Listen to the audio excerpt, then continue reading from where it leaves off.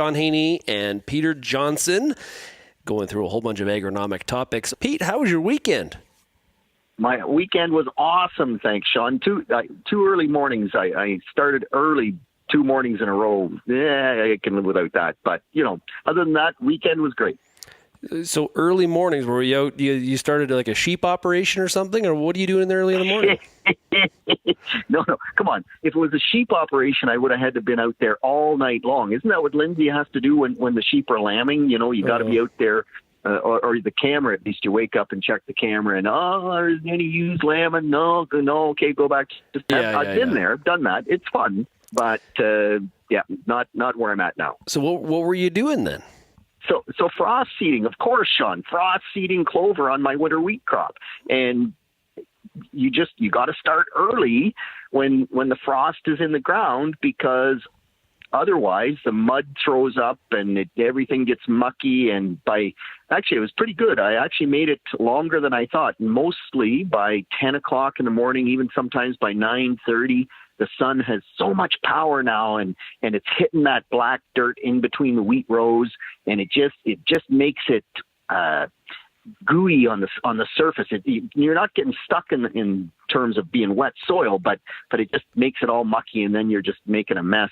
But I actually made it till basically noon both days. Not a bad run. Didn't quite get finished. A little bit too much snow along one end of the field, but other than that, we're in good shape. Okay, so for those people out there that are not putting red clover down on their winter wheat at this time of the year, what are we trying to accomplish here with the red clover? What exactly are you up to here? Because this seems very studious of you.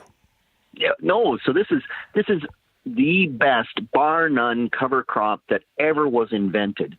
And it's winter wheat, so the winter wheat is planted there. And it's a little bit, if you think about kind of corn or soybeans, the early emerging weeds, if a weed comes up right with the crop, it's all bad, right? It causes all sorts of yield loss. But if you can get the corn kind of into that 6-leaf stage or 8-leaf stage, weeds can come up, and the corn crop is so far ahead of them that, other than maybe a little bit of seed set in a corn crop because it's wide rows, but the yield loss is essentially zero. Same thing with red clover. So I want my red clover. Remember, Sean, in Ontario, I'm going to combine that wheat sometime, probably end of July, first week of August, depends on where you're at in Ontario. Look at how much season I have left to capture sunlight. And red clover not only captures sunlight, it has a great root system, so it does wonderful things to the soil, and it also fixes nitrogen. And so really good research that it will give a 75-pound nitrogen credit to the next corn crop. It increases the yield potential of the next corn crop by somewhere in the 8 to 10 bushel per acre range. It's just one of those things that every acre of wheat should get red clover on it in Ontario.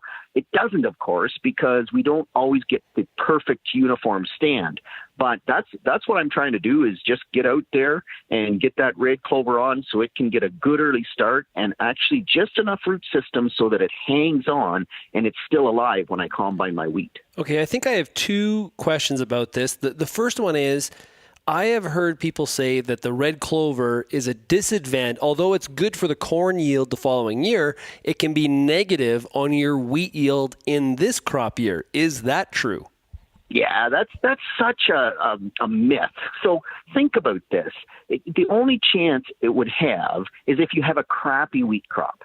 And so if you have a crappy wheat crop, then I always say use single cut red clover, not double cut red clover. And the reason for that is that single cut red clover is like wheat. It won't shoot to flower until it gets vernalized. It goes through the winter. So if I spread it now in the spring, it will only ever get maybe 8 or 10 inches high at the very most, and the wheat will outcompete it and get above it, and it doesn't cause us any grief. Double cut red clover, because it doesn't need to do that. If I have a crappy wheat crop and it's too thin and the red clover gets too much light and too many nutrients, then absolutely, we have seen situations where the red clover at wheat harvest is as high as the wheat crop. And I'm not sure that it hurts yield all that much because the wheat crop was still there first, but it sure makes harvest a nightmare. It's just cruel from that perspective. But in a good wheat crop, no. The red clover barely survives in a good wheat crop. Like the problem is that it often doesn't survive because the wheat uses too much sunlight and too much moisture, and the red clover gets shaded out and can't survive. So in a good wheat crop, yield impact of that red clover on the wheat is absolutely zero. Get over it. Gosh, just not a chance. So if there's a 75-pound credit to next year's corn crop, why are more people not doing this? Because this seems like, we always complain about the cost of fertilizer and look at what's happening. And it's just like, my margins are tight with the price of corn. This to me seems like, if this is all true, this seems like a bit of a no-brainer. So what is holding people back from doing this?